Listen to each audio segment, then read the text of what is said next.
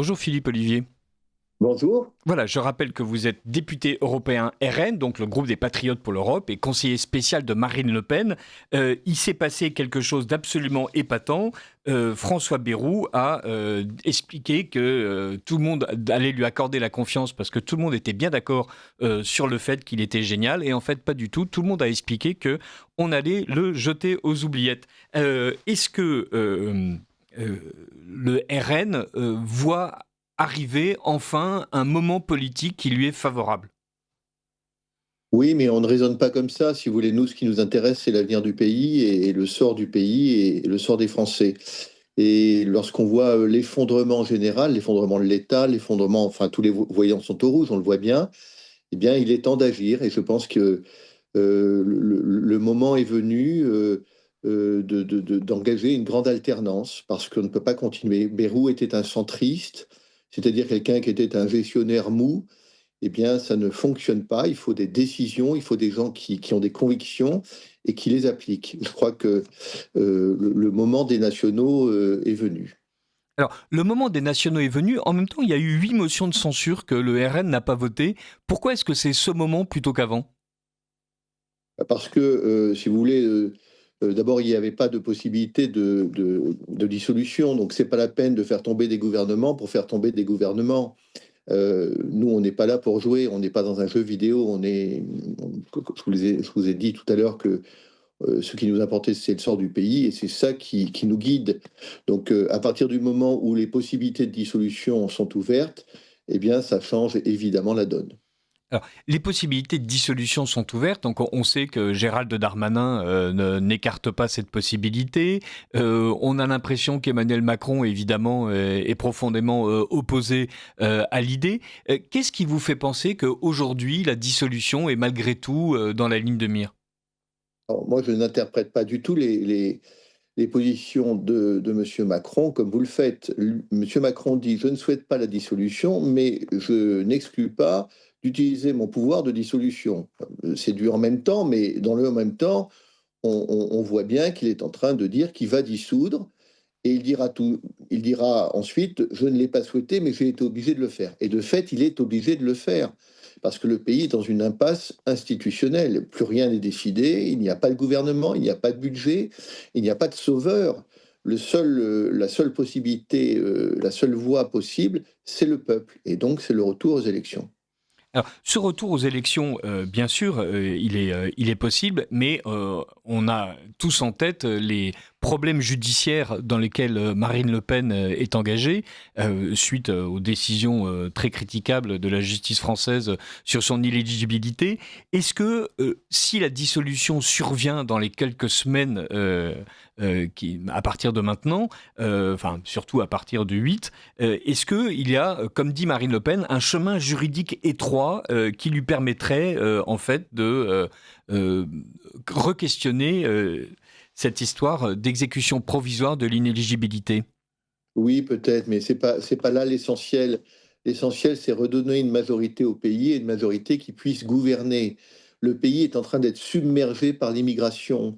Il est en train d'être effondré économiquement. Bayrou vient de signer récemment, là, cette semaine, un accord avec l'UE pour brader nos barrages. C'est la grande braderie. Il faut arrêter tout ça. Et donc, bien sûr que euh, l'inéligibilité de Marine nous apparaît profondément injuste, mais ce n'est pas ça qui dirige notre vision politique. D'ailleurs, M. Bayrou avait cru que parce que Marine Le Pen risquait de ne pas pouvoir se présenter aux élections, nous n'irions pas à la dissolution. Mais ça n'interfère pas du tout dans notre fonctionnement. Nous, ce qui nous intéresse, c'est le sort du pays. À partir du moment où on estime qu'il est en jeu, eh bien, on va vers de nouvelles élections. Enfin, on va essayer, en tout cas, d'y aller. Et je pense que la chute du gouvernement Bayrou, qui est annoncée, devrait accélérer le processus. La chute du gouvernement Bayrou, effectivement, a surpris, je pense, Bayrou lui-même le premier. On avait l'impression qu'il s'attendait, justement, à cause de ses semi-promesses et de son habileté de vieux crétin de la Troisième République, si je peux me permettre de le critiquer ainsi, qu'il allait barguigner et faire en sorte d'agiter le hochet de la proportionnelle et faire en sorte donc, que le Rassemblement national le laisse vivre encore quelques semaines pour qu'il puisse dépasser le record de Pierre Mendès France. Vous l'avez dit, ce n'est pas absolument comme ça que vous raisonnez. Pourquoi est-ce que Bayrou avait le sentiment qu'il était capable non pas de travailler avec vous, puisqu'il a refusé de répondre aux propositions qu'avait faites Marine Le Pen, mais pourquoi est-ce qu'il avait l'impression que les quelques dizaines de voix du RN, les plus de 100 voix du RN, allaient lui être acquises? Parce qu'il nous prend pour des naïfs et parce que la vérité, c'est que bon, c'est un homme très bien, Monsieur Bayrou, mais il est noyé. On voit bien qu'il est perdu. Et peut-être que c'est un suicide organisé, un suicide politique organisé, parce qu'il n'a pas d'issue. En tout état de cause, son sort ne nous importe peu. Si vous voulez, il est là ou il n'est pas là. Je pense que tout le monde sent bien qu'il n'y a pas de direction et qu'il est temps de mettre fin au supplice. Il est temps de mettre fin au supplice, c'est parfait. Est-ce qu'il y a, malgré tout, un risque, quand Jordan Bardella a pris la parole devant les décideurs économiques, certains d'entre eux ont expliqué qu'il rendait en fait le RN responsable de la chute probable du gouvernement Bayrou. C'est vrai qu'il ne faut pas vendre la peau de l'ours avant de l'avoir tué. Tout le monde n'a pas encore voté. On attend cette journée du 8 avec impatience. Mais donc certains, étant donné le poids de votre parti, considère que faire chuter un gouvernement, même si c'est un gouvernement qui en fait n'a rigoureusement rien fait en 9 mois d'existence, est malgré tout une position bien légère par rapport à la gravité de ce que vit le pays. Oui, mais ça, ce sont les vieilles habitudes politiques ou du monde économique. On fait confiance à celui qui a une jolie cravate, parce qu'il est bien, parce qu'il est dans les institutions, etc. La vérité, c'est que on nous disait que Macron était le Mozart de la finance, il est le Madoff de la finance. On nous disait que c'était des magiciens, ce sont de piètres, comment dire, manipulateurs. Je pense que maintenant, là où on en est, hein, si vous voulez, la note de la France va être dégradée. On sent bien que d'un point de vue des décisions politiques, plus rien n'est fait. Je pense que les chefs d'entreprise dignes de ce nom, qui sont des gens pragmatiques, eh bien, ils posent le dossier sur la table, ils voient qu'on est dans l'état de faillite et on fait quelque chose.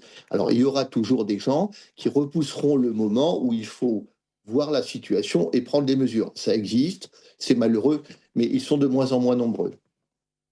Alors, le RN, évidemment, considère avec stupeur et avec colère, d'une certaine manière, la décision de Bruno Retailleau de soutenir malgré tout François Bayrou. Est-ce que on a l'impression que le RN, est-ce que vous avez l'impression que le RN, en cas de dissolution, en cas de nouvelle législative, est en mesure de remporter une victoire nette, d'augmenter considérablement le nombre de ses députés? Oui, naturellement, mais on ne regarde pas avec stupeur et colère la décision de M. Retailleau. Elle ne nous surprend pas. On a parlé pendant des années de l'UMPS. Et les gens disaient, ah ben, c'est un effet de tribune, etc. Non, l'UMPS, c'est une espèce de coalition d'intérêts. La gauche, la droite, on se partageait le pouvoir, on ruinait le pays, tout ça n'était pas grave, puisque quand c'était pas l'un, c'était l'autre. Et aujourd'hui, ils sont en train de formaliser cette UMPS. Mais en fait, il faut sortir de ces systèmes qui nous ruinent. Moi, je crois qu'il y a réellement une fenêtre de tir, s'il devait y avoir des élections, que le RN puisse accéder au pouvoir. Et cette fenêtre de tir, il faut l'utiliser. Il ne faut pas laisser passer les plats quand l'histoire les présente. Et je pense qu'il faudra que tous les gens qui sont attachés à une vision nationale, tous les gens qui sont conscients qu'il faut une alternance, eh bien, il faut qu'ils viennent tous nous aider à pousser en mêlée pour obtenir cette victoire. Parce qu'elle préparera d'ailleurs la victoire présidentielle et surtout parce qu'elle arrêtera la grande glissade. Alors, vous positionnez le RN comme un parti de rassemblement, ça tombe bien, c'est dans son nom. Et est-ce que tous ceux qui sont prêts, comme vous le dites, comment dire, favoriser l'intérêt national, sont prêts à vous rejoindre. Donc, Éric Ciotti a créé l'UDR. Est-ce que vous avez l'impression que certains députés LR vont eux-mêmes faire le chemin et donc, d'une part, ne pas suivre les consignes de Bruno Retailleau et donc ne pas voter la confiance à François Bayrou, et d'autre part, au moment des prochaines législatives, est-ce qu'ils feront partie de ceux qui refuseront qu'un nouveau front républicain se constitue ? Moi, j'espère que beaucoup de républicains ouvriront les yeux sur les connivences réelles de leur parti. Ce n'est pas un parti bonapartiste, ce n'est pas un parti national, ce n'est pas un parti qui est attaché à un certain nombre de valeurs. Il fraye avec les wokistes, il fraye avec les gauchistes, il fraye avec les immigrationnistes. Il faut qu'il rompe avec ça. Maintenant, si vous voulez, il faut remettre les choses à leur place. On parle de LR. LR est à 4 ou 5%. Dans la circonscription de Fillon, le candidat LR aux élections fait 5%. Donc, évidemment que sur les plateaux de télévision à Paris, on parle de LR, mais je vous garantis que si vous allez en province, il n'y a plus un militant, il n'y a plus une action de LR, ça n'existe plus. Alors, il reste 40 députés, 50 députés qui ont été élus sur leur nom et ils finiront d'être battus au fil des élections. Mais LR ne représente plus grand-chose. Et pour les gens de LR, eh bien, il faut faire le choix, soit de nous rejoindre, soit d'aller couler avec la Macronie. Ben moi, j'espère qu'un certain nombre de gens chez LR auront la lucidité de venir avec nous. Alors, venir avec vous, c'est évidemment s'embarquer sur un parti dont la progression est constante. Bon, il n'y a pas eu cette espèce de miracle qui était annoncé aux dernières législatives, mais est-ce qu'on peut espérer, là, certains vous donnent 20 sièges de plus, 30, 40, est-ce que le parti a déjà,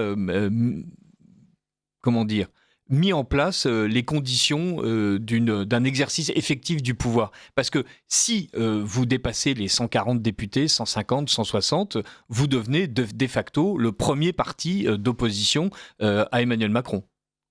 Et on peut aller beaucoup plus loin, si vous voulez. La politique, c'est des grandes vagues. Quand en 58, il y a une vague énorme. Quand en 81, il y a une vague socialiste, elle est énorme. Quand le pays ressent le besoin d'une alternance fondamentale, eh bien, elle advient. En ce qui concerne l'exercice du pouvoir, d'abord l'exercice des élections. Nous avons fait un travail extrêmement sérieux en commission d'investiture et tout est pratiquement bouclé. On a tous nos candidats, ils ont été sélectionnés, on a évidemment la parité et on a des gens vraiment de très très grande qualité. Deuxième chose, on a maintenant une assez solide expérience parlementaire et on a vu que nos parlementaires avaient une capacité réelle d'intervention, de proposition et de sérieux. Et puis on a évidemment, parce qu'on n'est pas tombé de la dernière pluie, on a quand même un peu d'expérience, préparé la possibilité de l'exercice du pouvoir, avec les mesures à mettre en œuvre, des propositions de loi qui sont pratiquement prêtes, un certain nombre un calendrier qui est mis en place. Donc, si vous voulez, nous, on attend les échéances politiques et électorales avec impatience. Alors, vous les attendez avec impatience. Reparlons quand même un tout petit peu du Front républicain. Donc, il s'était constitué d'une manière très surprenante la dernière fois, avec du coup des LFI votant pour des LR et respectivement. Est-ce que aujourd'hui, les partis de gauche sont suffisamment fracturés pour qu'il n'y ait pas de candidature équivalente à celle du nouveau Front populaire? Est-ce que les LR sont suffisamment dégoûtés par leurs piètres résultats pour ne pas vouloir rééditer la chose? Ou est-ce qu'au contraire, le Front républicain est toujours un danger possible avec cette manière stupéfiante qu'a la gauche de se déchirer et malgré tout de se reformer comme un seul homme quand il s'agit de lutter contre le danger que représente le RN? Alors, déjà, ça va être beaucoup plus compliqué pour les LR d'expliquer qu'il faut voter LFI, qui est un parti crypto-antisémite. Ça va être quand même assez compliqué pour LFI d'aller expliquer qu'il faut aller voter pour Madame Borne ou d'autres personnes qu'ils n'ont pas cessé de critiquer de manière extrêmement violente. Donc je pense que le Front républicain qu'on a connu en 2024 était les derniers soubresauts du système. Et que les Français, parce que c'est un peuple qui n'est pas idéologique, mais c'est un peuple politique, a compris que maintenant, il faut donner une majorité au pays. Et que les deuxièmes tours, on l'avait vu On l'avait vu lors des régionales en 2015, les deuxièmes tours servent à bidouiller les résultats. On avait eu deux régions où on était pratiquement, enfin très largement en tête, au-delà de 40%. Hein. C'était les Hauts-de-France et la PACA. Et entre les deux tours, le système s'est arrangé pour qu'on n'ait aucune région. Là, on a eu le même système, le même procédé en 2024 aux élections législatives. Je pense que les Français ne seront pas dupes. Et vous savez, dans les élections, il y a de grandes vagues, et je pense qu'il y a une grande vague qui se prépare pour l'alternance, eh bien, elle est inarrêtable. Alors, je suis en train de recevoir Philippe Olivier, eurodéputé RN, donc du groupe des Patriotes pour l'Europe. Tout à l'heure, à 7h50, Alexis Poulain nous donnera sa chronique et ensuite aura le plaisir de rediscuter avec vous. Vous disiez il y a un instant que les Français, en fait, en ont assez du système.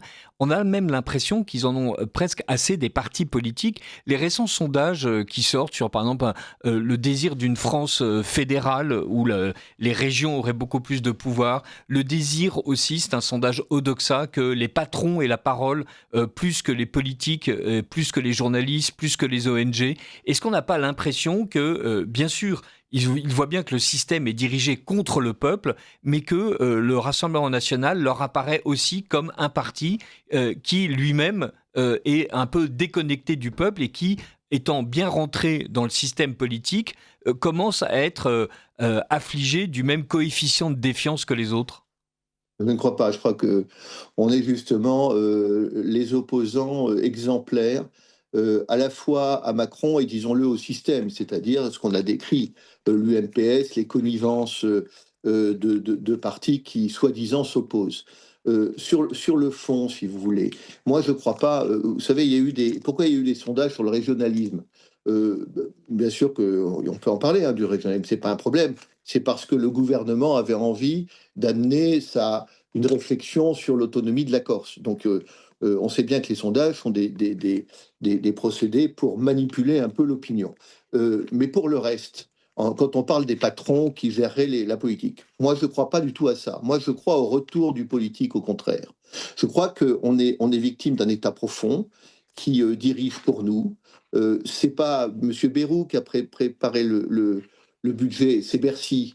Et Bercy a préparé le budget comme ça fait 50 ans qu'il le prépare, c'est-à-dire avec les mêmes recettes. Et il n'y a pas un politique suffisamment fort pour imposer sa position. Donc moi, je crois au retour du politique, du vrai politique.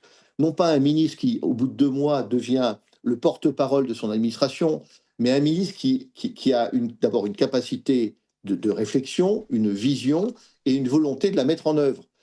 C'est pas la peine d'avoir des ministres qui sont simplement des speakers.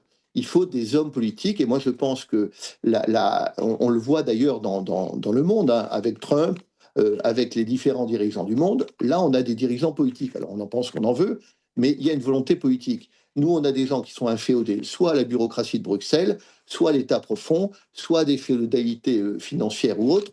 Vous voyez bien que le retour du politique, c'est une nécessité pour un pays.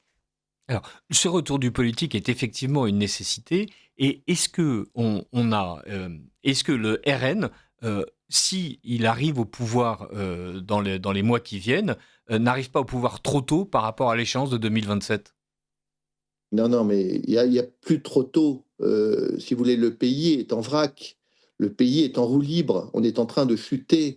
Alors que les Chinois, les Américains, les Russes, toutes les autres, les Brésiliens, etc., toutes les autres puissances du monde courent, dévalent. Nous, on est là en train d'attendre que les événements nous tombent dessus. Je pense qu'on ne peut plus faire l'économie maintenant d'un bouleversement politique qui ramènerait le politique au pouvoir, qui redonnerait d'ailleurs à la politique aussi ses lettres de noblesse, et puis qui donnerait au pays une vision et un projet fédérateur. Parce que là, il n'y a pas de projet fédérateur, on bidouille. Moi, je me souviens qu'il y avait on a discuté il y a 2 ou 3 ans d'un plan de relance pour les Hauts-de-France. Et donc, on est consulté, on vient nous voir. Et vous savez ce que c'est que le plan de relance pour les Hauts-de-France? C'était de négocier auprès des élus, ici une salle des fêtes, là une patinoire, là une piscine, etc. C'était ça le plan de relance Une vraie ambition. pour les Hauts-de-France. C'était catastrophique.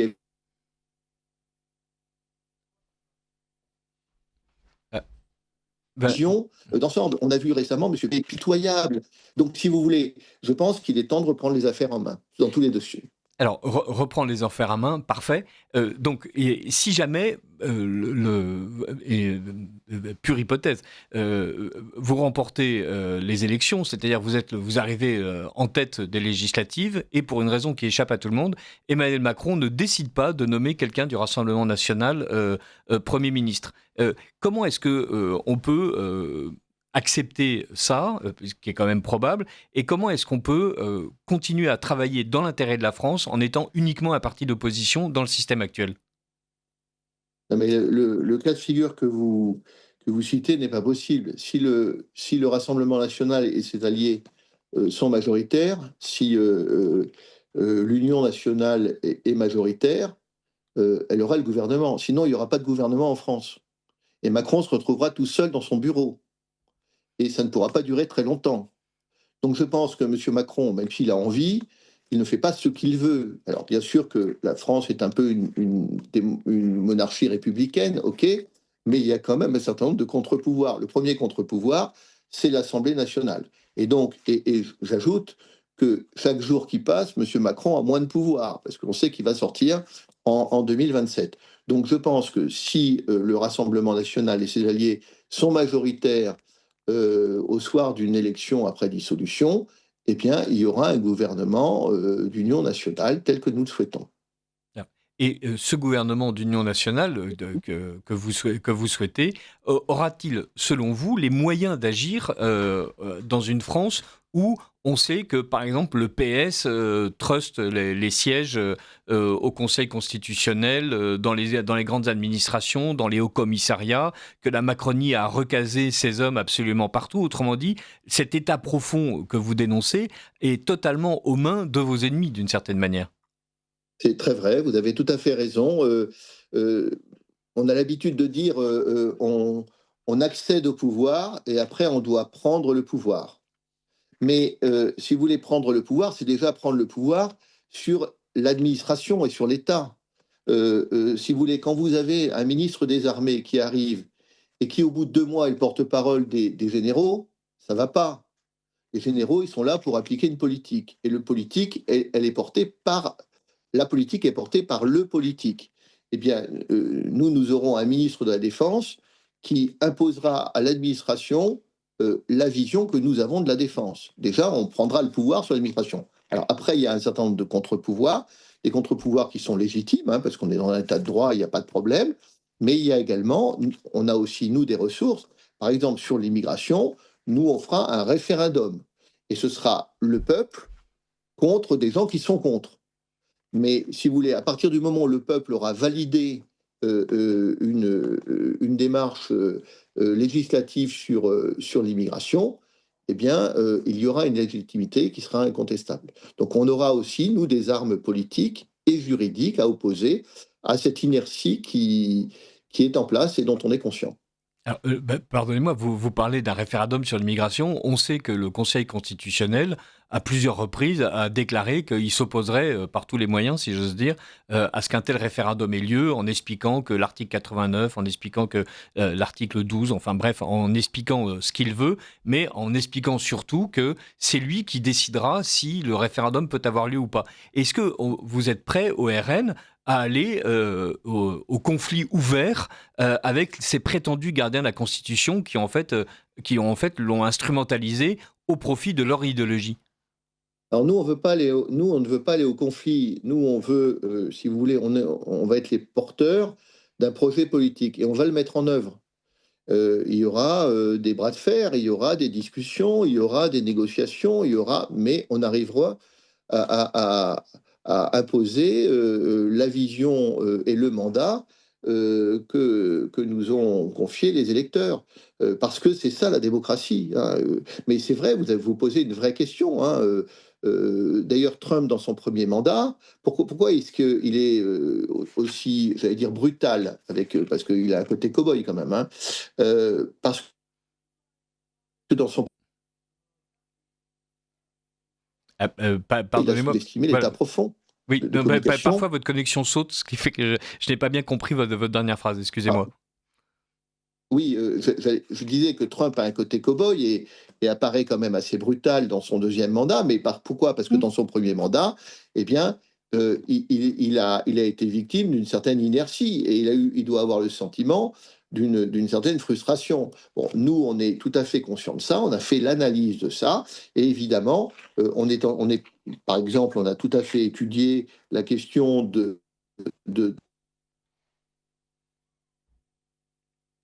Ah, bon.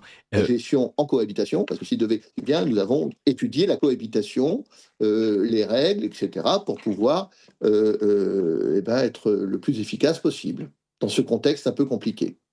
Bon, Philippe Et c'est Olivier, sûr que l'idéal, excusez-moi, l'idéal, c'est qu'on ait la présidence de la République, hein. Et euh, c'est euh, pour ça qu'on travaille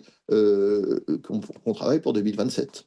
oui, ce serait effectivement idéal pour le RN. Philippe Olivier, restez avec nous et merci beaucoup d'avoir accepté le principe de la confrontation. Alexis Poulain donc, va pouvoir donner sa chronique pendant une dizaine de minutes en espérant évidemment qu'il rebondira sur ce sujet-là. Et après, nous parlerons tous les trois justement du RN. Et nous allons donc nous confronter tous ensemble, c'est-à-dire Philippe Olivier, eurodéputé, Alexis Poulain, chroniqueur, et moi je vous écoute. Donc Alexis Poulain, quelle question aimeriez-vous poser à Philippe Olivier sur les possibilités du RN dans cet espace qui s'ouvre devant lui? Bah, j'ai vu, comme tout le monde, Jordan Bardella expliquer que une des solutions envisagées par le RN était une nouvelle dissolution. Est-ce que vous allez pousser pour cette dissolution? Le fait que le RN ait choisi de ne pas voter la confiance de François Bayrou le condamne, donc c'est déjà une bonne chose. Maintenant, en cas de dissolution et de victoire du RN, est-ce que c'est pas quand même un cadeau empoisonné de se retrouver avec le bilan d'Emmanuel Macron à quelques mois des présidentielles et de se dire c'est nous qui allons devoir faire Bayrou, c'est-à-dire un budget quand même extrêmement difficile à boucler? Et, c'est peut-être d'ailleurs la raison pour laquelle Emmanuel Macron va être incité à dissoudre. Il va peut-être se dire, tiens, je vais leur confier le pouvoir pendant 18 mois, je vais les empêcher de travailler, je vais tout torpiller, et puis comme ça, ils rateront la présidentielle. Mais vous savez, nous ne refusons pas l'obstacle. Nous allons, si les Français nous font la confiance de nous porter à Matignon, eh bien, nous assumerons nos responsabilités et nous nous y préparons. Nous avons une très bonne équipe. Nous avons, je l'ai dit tout à l'heure, étudié les cas de figure juridiquement, politiquement. Nous avons séquencé absolument ce que nous avions envie de faire et nous avons même étudié, je l'ai dit tout à l'heure, les conditions dans lesquelles pouvait s'exercer une cohabitation. Donc nous nous préparons au pouvoir et si ça devait avoir lieu, nous irions évidemment avec enthousiasme et énergie. Et justement, là, vous dites le parti est prêt donc à gouverner en quelque sorte dans le cadre d'une cohabitation. Est-ce que en cas de présidentielle anticipée, les plans sont aussi sur la table avec cette épée de Damoclès qui reste, c'est-à-dire la procédure judiciaire à l'encontre de Marine Le Pen? Oui, bah oui. Nous, on est, si vous voulez, nous, on est tout terrain. On est prêt à tout, à toutes les éventualités politiques ou institutionnelles, hein. Mais je pense qu'il n'y aura pas de présidentielle anticipée. D'abord parce que Mmh. M. Macron ne démissionnera pas, il n'est pas le général de Gaulle. Et ensuite, contrairement à ce que pense LFI, le mandat révocatoire n'existe pas encore. Donc, il n'y aura pas vraisemblablement d'élection présidentielle. Donc il faut plus tabler sur une dissolution donc des élections législatives. Ça semble beaucoup plus réaliste d'un point de vue politique. Mmh. Et est-ce qu'il n'y a pas, un risque de fatigue, électorale? Parce que si dissolution il y a, dans la foulée, c'est les municipales et après les présidentielles. À un moment, les Français vont se dire: «Bon, c'est long tout ça», alors qu'on aurait peut-être pu, éviter tout ça avec la première dissolution et se dire: «Mais comment on va faire, dans le cadre d'une cohabitation aussi courte d'ailleurs, pour, relancer une campagne des municipales, puis une campagne présidentielle?» Et moi, je fais beaucoup de marchés et il y a 5 ou 6 ans, quand vous étiez sur le marché, vous distribuez des tracts, vous aviez une personne sur 4 qui vous disait: ah non, moi, la politique, ras-le-bol, j'en ai marre de Mmh. tous les mêmes. Bon, je vous garantis qu'aujourd'hui, c'est plus du tout le cas. Les gens parlent politique, ils sont heureux de parler politique. Il y a beaucoup de colère, il y a un sentiment Mmh. de. il y a une volonté de dégagisme qui s'exprime. Et donc, je pense que, contrairement à ce qui a pu être le cas précédemment, eh bien, il y a de nouveau une politisation de l'opinion. Les gens ont envie de prendre en main leur destin. Ils sentent que le laisser flotter, ça ne peut pas continuer. Mmh. Et il y a aussi une réalité, qu'on voit, c'est la fin du barrage républicain. Je ne crois pas que s'il y avait dissolution élection, on verrait ces alliances, de la chèvre et du chou, comme il y a eu avec le NFP pour sauver les sièges des socialistes. Je crois que c'est fini ça du côté de la gauche, ou du parti unique, hein, centriste. Ça aussi, c'est quelque chose qui a beaucoup évolué, non, depuis les dernières années? Oui, Charles Sapin qui est journaliste au Point, a fait une enquête là-dessus. Il a été sur les territoires, demandé aux gens qui avaient voté à gauche quand il était à droite et à droite quand il était à gauche s'ils regrettaient. Eh ben, ils regrettaient tous et ils disaient tous on ne les prendrait plus à ce jeu-là. Donc je pense effectivement que les gens sont un peu vaccinés de ces magouilles. Mais je crois surtout, si vous voulez, que quand arrive une vague électorale, les petites manœuvres ne font plus rien. Euh, Vous savez, on voit, nous, on a un certain nombre d'indicateurs. C'est d'abord les contacts qu'on a sur les marchés, ce sont les adhésions, ce sont les ralliements, etc. Je vous garantis qu'il y a vraiment un mouvement de fond qui est en train de se produire en France. Et on voit d'ailleurs l'audience, Jordan Bardella passe au journal de 20 heures, il y a une audience formidable. Donc on voit bien qu'il y a un certain nombre de signaux qui montrent que eh bien, une vague se prépare, une vague pour l'alternance se prépare. Vous, vous êtes au Parlement européen. On voit que ces vagues de dégagisme, hein, sont un peu partout en Europe. On a vu quand même l'Allemagne, l'AfD, hein, qui a été empêchée dans sa dynamique par des alliances contre nature, encore une fois. Mélanie en Italie. En Espagne, bon, c'est différent. En France, clairement, la dynamique est du côté du RN. Mais sur la question européenne, le fait que on est quand même pris par la Commission européenne en otage pour les traités internationaux, le Mercosur notamment. Quelle sera la position du RN par la suite vis-à-vis de ces institutions européennes? Vous savez, moi j'ai été élu en 2019. En 2019, quand je suis arrivé, l'Union européenne était une montagne de granit. Et je me suis dit, oh là là, on s'attaque à quelque chose de très, très fort. Aujourd'hui, cette montagne est complètement, je ne vais pas dire effondrée, mais elle est fissurée. Vous l'avez cité, hein, il y a un certain nombre de pays qui ont basculé, hein, la Hollande, bien sûr, vous ne l'avez pas cité. De l'autre côté de la Manche, alors c'est plus l'Union européenne, mais ça l'a été, Mmh. Farage est en passe de prendre le pouvoir en Grande-Bretagne. Donc on voit que, si vous voulez, qu'il y a un mouvement de fond qui est bien sûr français, qui est européen et qui est mondial. Et que ce mouvement, parce que si on prend Trump, si on prend Milley, si on prend un certain nombre de gens, même si ça s'exprime de manière extrêmement différente dans tous les pays, et quelquefois, parfois même contradictoire, eh bien, il y a ce mouvement qui s'est instauré. Et c'est pourquoi je pense que c'est une vague qui est inexorable.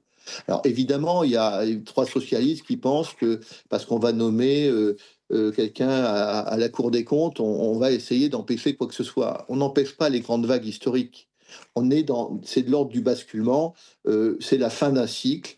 Bon, les tripatouillages Mmh. peuvent retarder un peu la marche des choses, mais pas l'empêcher.